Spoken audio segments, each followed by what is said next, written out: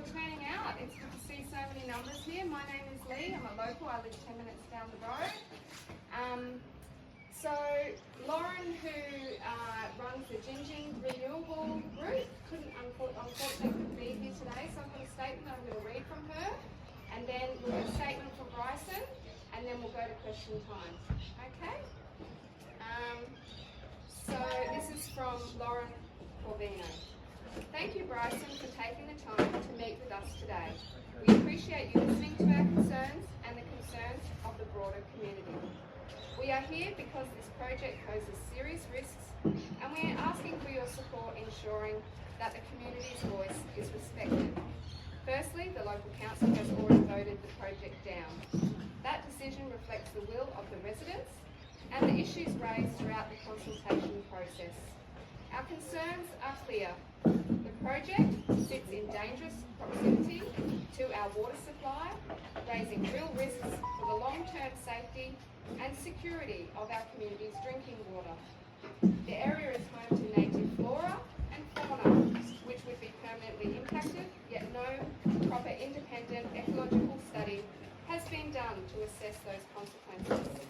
Likewise, there have been no independent fire risk study, despite the fact that we live in a high-risk bushfire region. These aren't small oversights, they are critical issues that must be addressed before any project of this scale is considered.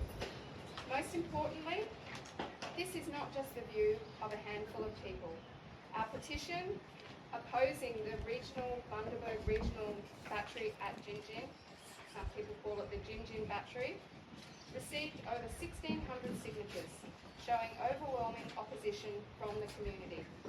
The people who live here are united and clear in their stance. We do not want this project to proceed. We are asking for your support in standing with us, in representing the concerns of your constituents and ensuring that due diligence and community voices are not ignored. So, welcome Bryson Head, MP for Callide. Thank you. Good afternoon, everyone. Firstly, welcome to the Mayor for coming out this afternoon. Of course, Councillor Keslake, local councillor for Gingin, my colleague Stephen Bennett. I will say thank you everyone for coming. At first, I just thought I was meeting with a few from the group, and so that's what we picked a time and a place, and had of I known that it was turning into a formal forum, could have tried to cater a better time and all the rest, but that's how it evolved. So if people wanted to make it and couldn't for other reasons, then that wasn't any intention. And of course, the other part of it is it's still very much a council project, and that's also why a lot of people who had contacted me, I had referred that on, being that. So that's what I'll just say first and foremost, because there has been a lot of requests coming forward. We've made a lot of changes as a state to the planning scheme for solar and wind projects. That does not yet apply to battery energy storage projects. So that's the environment that we're in. So the approvals of these projects, as you'll be aware, as you referred to, sit before council. So, and I think that's part of why the Mayor and Councillor Keslake have also come along today. So just to clear up where all that sits, that's how today's sort of come about, and that's also why covering an electorate larger than the state of Tasmania, I spend a lot of time on the road, and I do my best to get everywhere I can. It's also why I try to not get, I do what I can to advocate for state matters, but projects like this not being a state matter, I try to not get actively involved in it along the way, not being a state responsibility. But nonetheless, I'm happy to hear what everyone has to say first and foremost. So, if people... Anyone that's got some opening questions that they would like to ask? I was just wondering if you could clarify then where the council, exactly what the council is happening at the moment. Like I've heard about it being rejected, or is it, just exactly what position the council is at the moment, whether that... I'm happy for the Mayor or Councillor to respond as...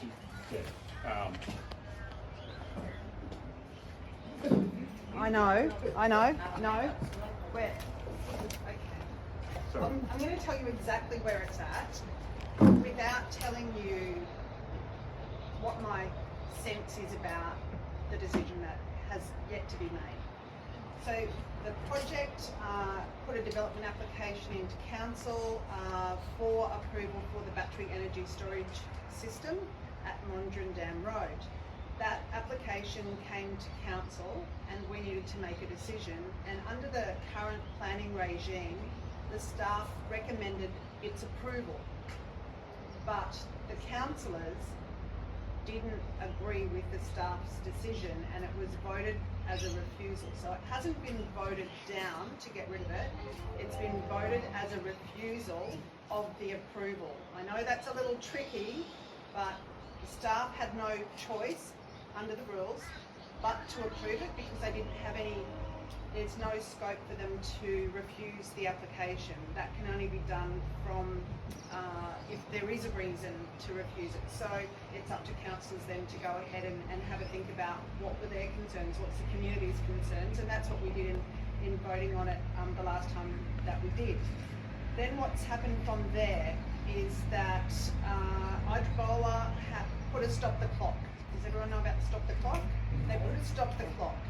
And everyone would have thought that you would address the concerns that were voiced in the meeting where the refusal happened. And those were around water security, around bushfire, hazard overlay, location, proximity to hospitals and residents, evacuation plans, all those sorts of things were what were concerns. So Hydropolar had, I think, they had 20 days, stop the clock, and then they had a further 20 days, I think. So please don't shoot me if I was wrong by 10 days. So is that the IR that you guys answered? Sorry? Is that the IR that you guys answered? That was the question from like the state government? What's IR? The questions that you guys provide to a bowler No. for the fire safety hazard plan. No. We provided a refusal based on what we felt was common sense concerns of the community. That's what the refusal was. The refusal was the councillors said, we just don't feel that we have enough information to be able to approve it. So they said, okay, stop the clock, we'll go and see if we can find more information and we'll bring it back to you. So they stopped the clock, it went for 20 days. They came and saw us during the stop the clock because it's not in decision-making process then. They then kept the clock stopped for another 20 days. I think, again, it's close. And then the stop the clock finishes today. It's the last day. Tomorrow, it's a live application again, and it has to go through the same process that it's already been through.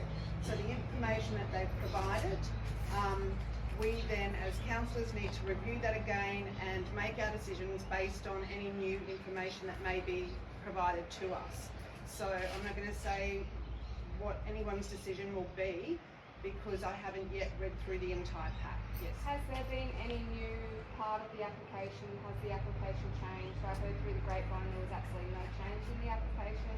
There's some additional information, but as I haven't read the entire pack, so I don't want to preempt the pack or my decision. I have to be very, very clear here that I cannot preempt my decision in this matter because that would go against the legislation, and that is not fair on the applicant. So I have to, have to try to keep an open mind here.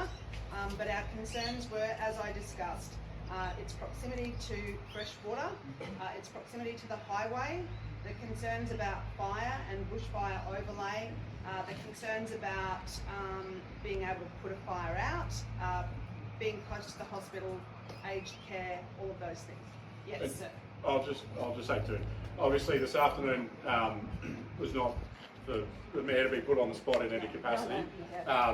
She's gone out of her way to come this afternoon to hear your concerns. Thank you. She does do her best, so I'll just make, I come to talk to people and then the Mayor's come because she wanted to hear what people have to say too. So just be, Appreciate you having me. That's okay. Did you have a question for me or Bryson? I was just wondering how the batteries stand up to earthquakes. We get a lot of them around here. Do they collapse or? Don't know, they're not my batteries. No one knows, they won't tell us. They got a study on it. Yes? Can we get a copy or is the information, the new information that Armadale is going to supply to the council? Once the application is live again, all the information is available on PD online and it's available for the public to view in the same way that we view it. Will that be on your Facebook site? The BC thing? maybe not. Because- There's well, a lot- that should be where it should be, where everybody can see it. No, everybody can see it on PD online, it's on council's website. I'd just like to say, on the actual Ibola website, Ibola, yep. the ecological report is there. However, there's like 10 pages missing from 39 to 56, I think. And then all of the appendices are missing in that actual ecological report. There's no ground truthing data. And then on the actual Bundaberg website where all the development documentation is published, same thing, the appendices are missing, then you changed to application 56. There's like no page, there's a lot of information that's what seems to be specifically left out. And I understand that you don't know The the final part of the intricacies. information won't have been released yet because the stop the clock's not finished until today. Yeah, I understand that, but you can't release an ecological report with an index saying that this is the information No, that's we provided can. to you. No, sorry, we can. Okay. So all council's doing, I just appreciate you letting me speak. yeah, So you've issued an ecological report that has an index of all the data being provided. There is a lot of, so they've listed the data, they haven't put it, so this is missing in the interim. There's just missing pages, which if I hadn't looked through the whole entire document, would never have found those missing pages. And that's on both Ibola, sorry about the pronunciation, and Bundaberg's website. can I So- tell you why? Yeah, why? Okay, because council will only publish the information that's provided to us. So if the proponent has given us an incomplete set of documents, we will publish what we're given. We can't publish what we're not given, and we don't go checking if they've given us everything they want to give us, because if we were to do that, we'd be chasing down a rat hole, and that's not our job. Our job is to assess what's given to us. Well, the community has a right to that information. That's something you can take up with the proponent, not with council. Not with council. No, not with council, because we assess what's in Yeah, front of us. noted. Thank Yeah, you. council. Is it for me or for But Bryson? yeah, council can say yes or no to the, Yeah, if they haven't provided all of the information, then it's up to us to say, well, they haven't provided all the information, perhaps want more. but how are we supposed to know that if we're not provided with the information? I know, but if council's not provided it, we can't give it to you, and they're a private company, so. But that's a So requirement. I guess it's No, our right. no, it is not. No, it is not. There is a standard process. One at a that- time. Thank you. Okay. I guess what we could do is contact the council in writing to say, hey, there's some information missing and we would like to have access to that No, information. sorry, that's not gonna work. We can't do that. No, Oh, we can't even do that because you don't have it. we Okay. don't have it, it's not our information to Yeah. give you, it's their Council, information. so council can only, Yeah. they make a decision based off the information that's been provided. And if the proponent hasn't provided that information, that's on them to have not disclosed things. And that's up to council to assess whether it's appropriate or not. Thank you, Bryson, that's correct. So there's 1, 2, 3 hands, and then a pen. So we're gonna go with hand number 1 right here. How does it pass the planning process without all of that supporting documentation? I don't understand, because it seems like it's just an application with, isn't that all part of a planning application to have all the supporting documents? Sorry, one more, save having to interrupt. And how come halfway through this process, they changed the name of the project? They can do whatever they like. It's their their private project. enterprise. It's not our project, it's It's their their land. project. So they can call it Santa Claus's circus. Yeah. We can't, it's up to them, it's not up to us. They can call it whatever they want. That's not ours to judge, right? It's a commercial decision of the proponent to call the project whatever they like. And what was the other part of your question? How does it pass the planning approval stage Okay, okay. without all of Yep. the supporting documents? Okay, so quite often proponents will say, we don't think that this part of the planning scheme is required to be answered in this particular project. So, and I want to give you an example, and I'm struggling, but Code accessible. okay, no, well, code accessible, but also, so if something's code accessible, means that it meets all of the requirements. So it could be that this is a showground, it's in an area where a showground should be, it's got the water that a showground would need, it's got the car parking that a showground would need, and so therefore it has to get a tick of yes because it's in the right place with the right amenity, and so therefore that's what a code accessible application is. Impact accessible is the showground wants to be in the main street, which is not the right place for it. It doesn't have any car parks, it doesn't have, so there's things that are missing. And so that would be impact accessible, and that's where it's decided by council. Or the alternative is it gets called up by a councillor, and then councillors decide it because we've decided that it's in public interest, that we make the decision publicly. In this case, that's what occurred, and it was called up by a councillor to be decided by the council rather than for it to go through that code accessible process. But the proponent, the applicant, whoever that is, they decide what it is that they are going to provide in terms of evidence, and they, in this case, these types of projects are relatively new within the planning scheme, and the planning scheme hasn't kept up to the technological detail that might be required, or we might think that needs to be required, or you might think needs to be required. And so the planners have to assess it against the measures that they have, which may not meet your pub test or my pub test, but that's where councillors come in. That's the human part of it, and that's where it's up to us to make the decision in the best interest of the community. Does that answer your question? Okay, man, that's the very back. Yeah, g'day. I'm from Miriam Vale. We stopped one. Now, what the church said, Bryson, you said the state government can't do anything. The government can call it in, under my understanding. Yeah. Well, get away from that, a lot of people on you. Hold on, it can't call it in yet. So until a decision by council is made on the project, whether in the affirmative or in the negative, it cannot be called in by the state government. They must wait until we have our decision first. One thing I've never seen with councils and state government is enforcing the independent safety order. Now that would cover a lot of things and quell a lot of arguments between people. It just comes out of common sense. The other thing I've seen of this groups have been on this a fair while is this need to get together as a group, work with the council, work with the state member, just break up into a group, have regular meetings, and you get all that DA and break it down. And you fight from that. We had a private public forum, Stephen was aware of that, and we got somewhere. It's not over yet, I'll try again, but you've got to keep on top of them, you've got to be positive. Okay, next is, hold on, the man in the blue shirt's next. Will the company, are they aware of this meeting? And so they weren't given an invite? As I said, this was Not my this meeting. was initiated by a few locals contacting me they wanted a meeting at some time. I'd said being a council matter, I was recommending they talk to council.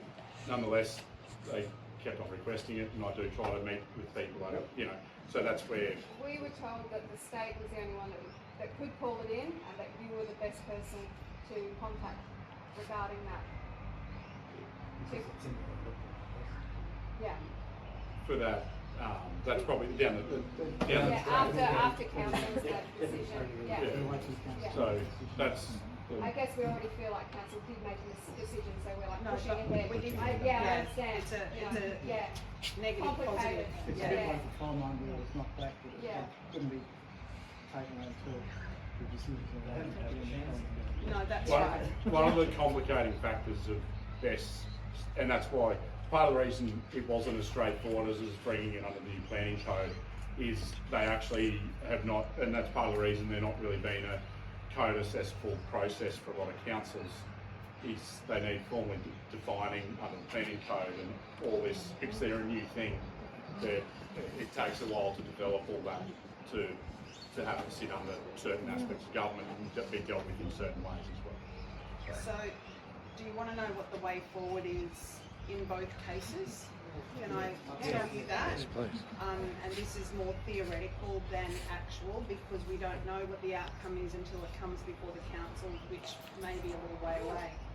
So if in the case of a refusal coming from the staff, and the council agree with a refusal, there will be conditions or reasons for the refusal. So those reasons for the refusal, if that's what occurred, would need to be as watertight as council could make it, because the proponent has the right to go to Planning and Environment Court and challenge a refusal by council. So that then costs ratepayers to go to Planning and Environment Court. If, however, it was refused, and so I'm just going to go down the refusal thing first and then we'll get to the other side, right? If it's refused and then it goes to Planning and Environment Court, there's a huge cost to ratepayers unless the state government calls it in. If the state government calls it in and then they refuse it, then that's it. Whether they refuse or approve it, if the state makes the decision, it's indefensible. I think that's the right word. There isn't any, you can't take it to any higher authority. That's it, that's done. So that's where we're right here. One side is the refusal. If the refusal happens and it gets called in, then there is no court. If it doesn't get called in, then it costs ratepayers a hell of a lot of money. On the other side, if it's listed for approval, and then the council agrees to the approval, then I believe that the residents would still be able to ask for that to be called in and for a decision to be made by the state if you don't agree, because that's happened before with decisions of council. So if we were to approve it, then it's up to the community to come together and say, well, we want to have it called in, and then it can be overturned yet again. Doesn't it mean it's basically passing the buck? No, it's, No, all I'm doing is telling you this is the process. I'm not telling you this is what would happen. I'm telling you. no, that's what the Mayor's just outlined is the genuine process that is in place, and you see it across the board. If there's been housing developments down the Gold Coast that on both and the Sunshine Coast, there's different ways. Council approve a project, the state saw it was in the interest to reject it and rejected it. Then there's others where councils rejected it and the state thought it was in the state's interest to have it approved. Well, the same thing happened with the Jewel. Yeah. So down in Bagara, there was a development down there that was it was eight or nine stories. So it would have been code accessible, so acceptable development if it was 6 stories, but they put in an application for 9 stories for 15% of the bill, and council saw fit to approve that development even though the staff had recommended it for refusal. So we saw it would be in the public interest to have a high-rise down at Bagara, who would have thought, and so we approved it, but then the community wasn't happy, so they asked for it to be called in. It was called in, and then that was overturned, and the conditions of approval were such that it was capped at 6 stories, no commercial. So they really were quite prescriptive about how that development would be able to proceed. And then that approval or refusal by the state government, I don't know how long that lasts, by the way. Because and I'm not. I did try to ask that question about something else recently. If something gets called in and decided, and formally, then I think there is. If they change, there is a certain amount of scope. They can change a project and try to go through a process again, but they wouldn't bother doing that unless they knew that the call-in wasn't, i.e. unless they got in front of all the issues that they did call in the first place. Otherwise, they're wasting their time. It's the same thing. So, yeah. Oh, sorry, we up here. Yeah, sorry, we're up here. Is Glenn here? Glenn, have you got a question that you would like to ask Glenn? No? Maybe not? I'd like to make a statement. A statement? Yep. Would you like to do that now? Because I got word that might be the case. I think most people here would be quite concerned about... Speak up. Yep. Most people here would be quite concerned about how much council, state government resources are being spent fighting a foreign company. Yeah. The community clearly don't want this facility. The the council's already rejected it? No, that's incorrect. We just went through that. Oh, okay. Not everybody. Yeah. No, not everyone's against it, sorry, but a number of people are. I have a statement that I would like to say, if that's okay. Instead of taking that. Just regarding, broadly speaking, about renewables and the money that funds those projects.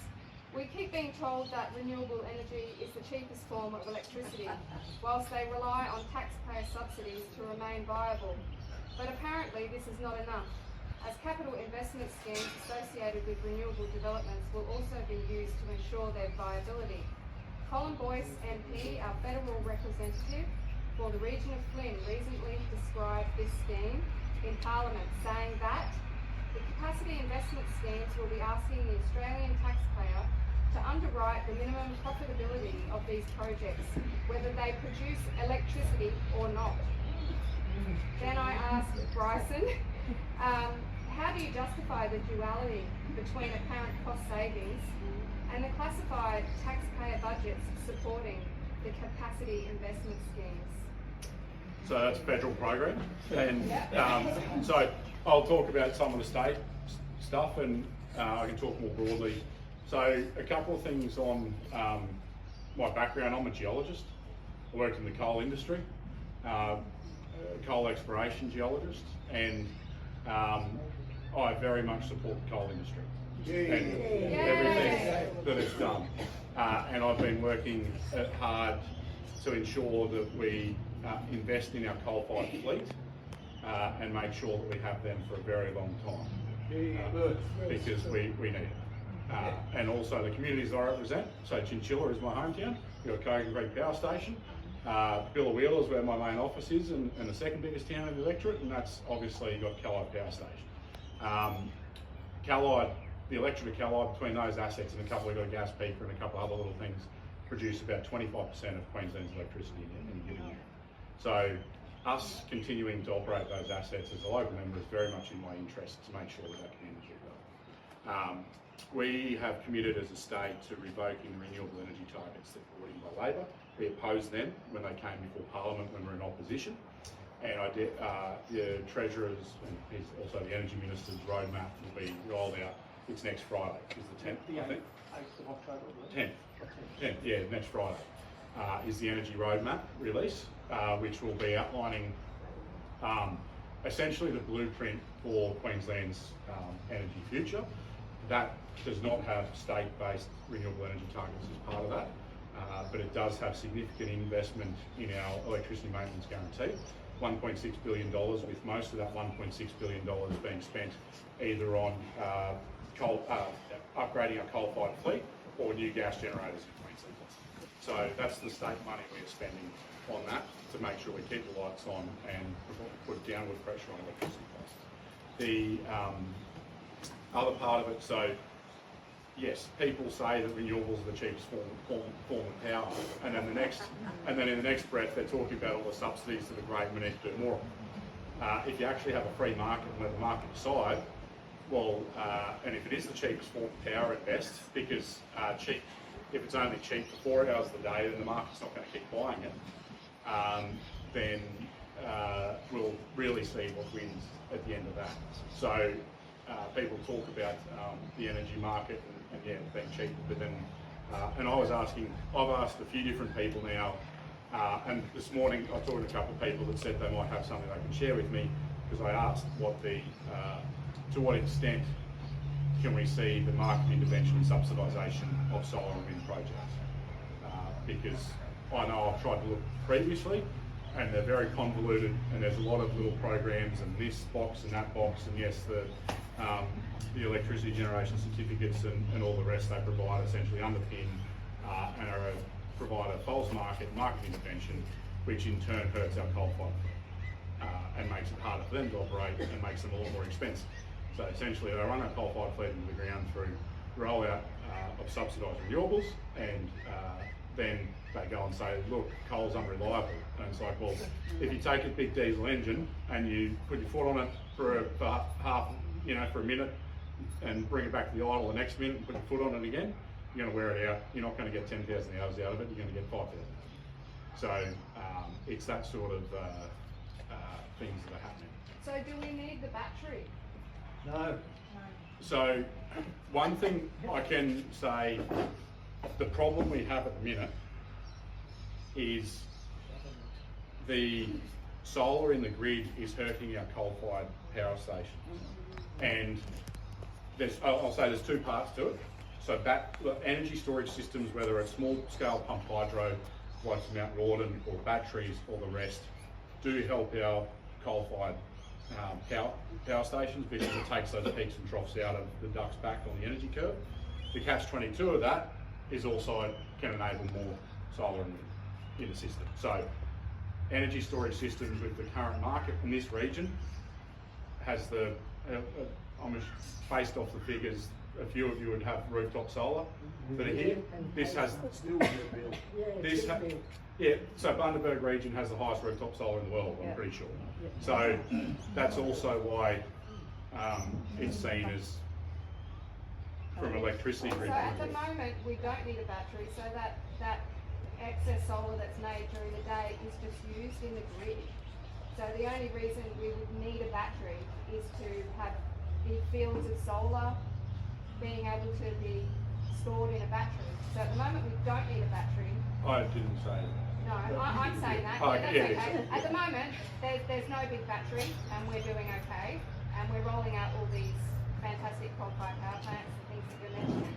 So why do we need the battery? Because we would prefer, I'm speaking for myself, not to have fields of solar, not to have wind farms across our Great Dividing Range. So if we've got, the excess solar that's made during the day is actually used by industry during the working hours of life. So why do we need this battery? Because the coal-fired power plants had no problem in creating stability of the grid with their flywheels. It's funny what's happened when aircon started getting rolled out. I'll come to your question in a second. Yeah, it was creating a lot more peaks and troughs for coal-fired generators. And Ivanhoe pumped hydro was built to firm coal-fired power, but it was built to do the opposite. It was built to pump during the night and release, as in generate, during the day to help with the likes of all the electricity used during the day. What we have with rooftop solar is it's reversed the curve, and they call it the ducks back. During a day like today, there's ample solar being generated, which means all our coal-fired fleet have to wind right down, and then and often at negative prices. And I could get my phone out and check, I don't know what it would be, but it's breezy and the sun's shining, so prices are probably negative in Queensland, which means every megawatt the coal-fired generators are generating, because they can't just switch off like that, they're losing money at present. So the grid is such that the grid is incredible. What we've inherited and where we've been going, and obviously the feds have now their further emissions targets and renewable targets and all that, is going to further add to the complexities in the grid, and they're talking about the need for synchronous condensers and everything like that. So the grid's incredibly unstable, which is what we're seeing, and that's why when the QLD blew up a couple of years ago, the lights nearly went out, and in a couple of summers since, we've had periods where Ergon's literally been having to shut off homes because there's not enough electricity in the grid to keep up with demand. So that's some of the problems we've been facing. So I'll come up, this question is up here. Can I pull the answer as well? These aren't really batteries, that's just a term of using their capacity. Because all they're doing is just storing political power. When it comes to power to weight ratios that those batteries have, we're looking at 0.9 of a megajoule per kilogram. Just to give you an idea, diesel's 45 megajoules per kilogram, and the same as lead. So to get that kind of power, this is what I mean, they're talking about 100,000 homes for an hour. Half an hour. And I mean half an hour. Yeah. Half an hour. Half an hour. Now I mean really that's a capacity. That's not a battery. Yeah. A battery actually has useful power supply. And this is all this cascading effect that's coming all the way down the line with these unbelievably unrealistic targets that are starting at the federal government, and they're slowly filtering down through the state governments and into local governments. But what's not happening, and I'm hearing about environment, yes, that's important. I'm hearing about all the money that's going to cost. what I can't get through is the technicalities of it. Nobody talks about it. You're talking to the politicians that are making these decisions. Half of them didn't even know what percentage of CO2 was in the atmosphere, and they're making these decisions. They don't know anything about kilojoules, they know nothing about the power supply, how it's supplied, what it's supplied with, and how it even works. And they're telling us all these things, and this is what's ended up. That's why we've ended up with this sitting out there now, that battery that they want to put in. And it's all through ignorance, the whole way down the line. What they're talking about is just, it's risk for reward. And it's not just risk for the environment, it's risk for our finances, it's risk for our future. And they're talking about, okay, let's say the battery development, they're talking about batteries getting better. What happens to that battery? Yeah. 5 years' time, if they come up with a new battery, what's it? Big white elephant, a lump of concrete sitting there useless. This is the thing that gets me, is what we have is we've got an industry that has got a non-viable solution to, in my opinion, a non-existent problem. And it's being made for reasons other than clean energy, believe me. For example, what you just said then, our man, going for an 8-storey building when only last week the federal government announced from the CSIRO that the polar caps were melting and all our beaches are going to go underwater. So maybe you should make it 20 bloody stories because you're going to need it because it's going to be underwater. That was a decision that was from 2017. So Yeah. that's quite a while ago. I was on the council there, but you're absolutely right. And yet Antarctica has had 100 billion tons of ice. Anyway. Well, very valuable points. I really liked what you had to say. I think I'll come here and then to you next, man. Yeah. I'm a rural firefighter, so my concern is the way these factories are exploding. I've got 2 here this week, one in Japan, one in America.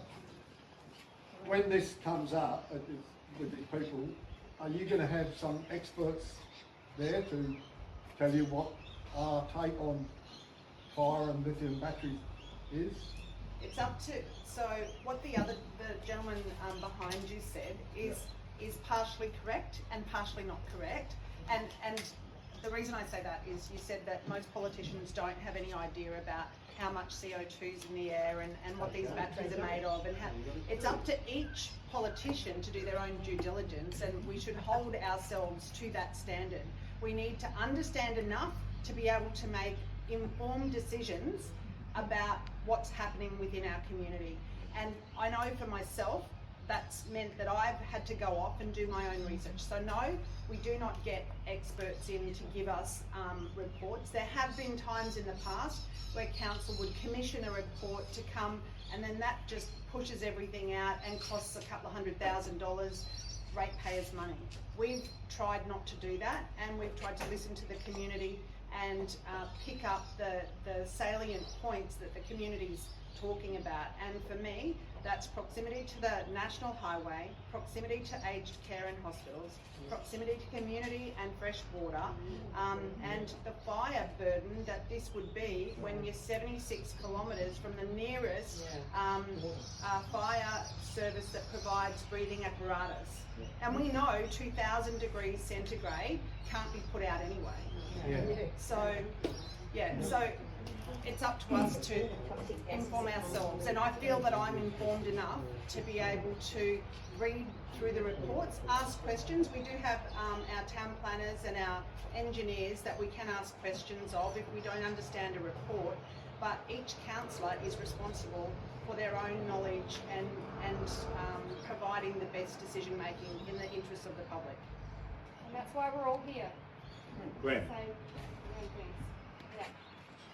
The mess is supposedly necessary to iron out all the fluctuations in power grid, etc. It appears that the rollout of renewables is very chaotic. They just seem to be throwing them everywhere they can, with little thought for the spikes in the grid, etc. It doesn't appear like anyone in the government is managing that at a higher level. Just everyone that can get one going seems to be doing that. So GPG is a great example. We've got 390 acres of solar power on the grid. Now I think that's going to cause a lot of headaches. And can you tell me, is somebody managing that? It doesn't appear so. So I have been trying to understand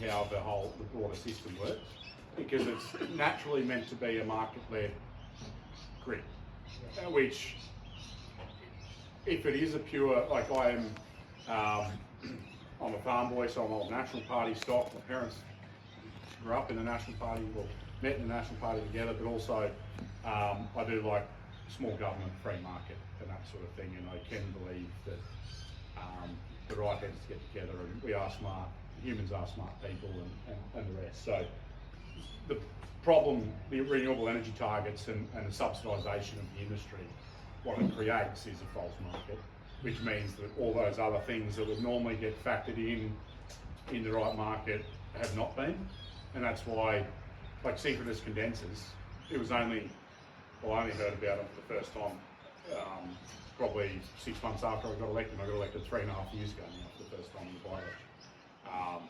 And it was not something, when people started talking about solar and wind and the rest, it was not something that many people thought of or spoke about, but it's another cost that needs to be added, because it's the more immediate keeping the system running at 55 hertz. I think that's what it is, I think. And what, yeah, so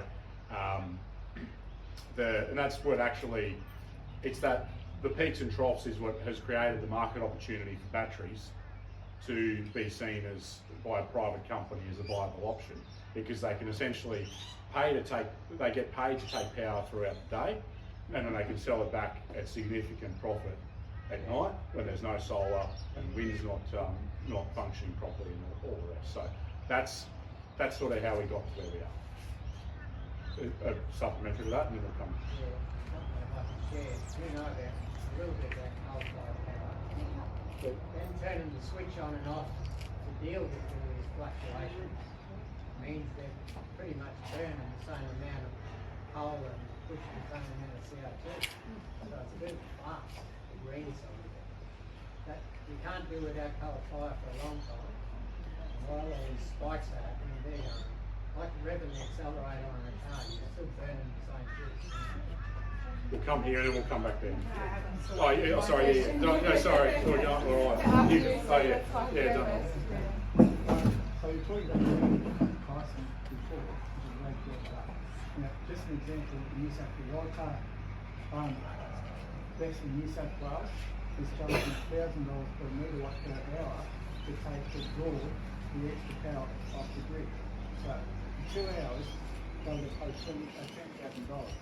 They can sell it back to the grid to save $500 in 2 hours' time and make $60,000. Now, the best out there is going to be 500 megawatts. So working on that formula, they can take in $50,000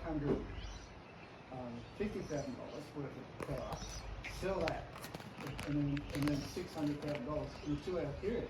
But that's sold on per hour, so they can hold that for 12 hours to be paid $1,000 per hour, so they can make up to $1 million in a 12-hour period.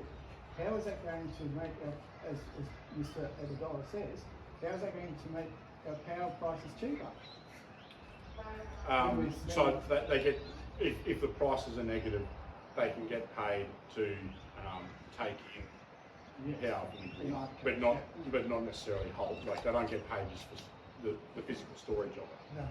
Then it's not like a cloud system where they're paid per terabyte or whatever. They only get paid for the transfer of power. And if the prices aren't negative, but they want to charge their batteries because the prices are low, they have to pay even if it's a couple of bucks. Of course. Yeah.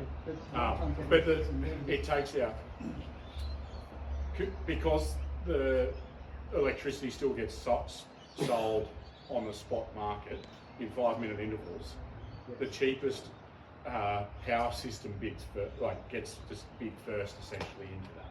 So every 5 minutes they're doing their trading, and so the more, it's a supply-demand equation, and that's where the market still somewhat operates, in that you the more that's available to go in at any point, at any price point, then supply says that the price will be. But they'll hold on to it. They'll hold it until how they're going to higher, particularly during night time when all the air conditioners and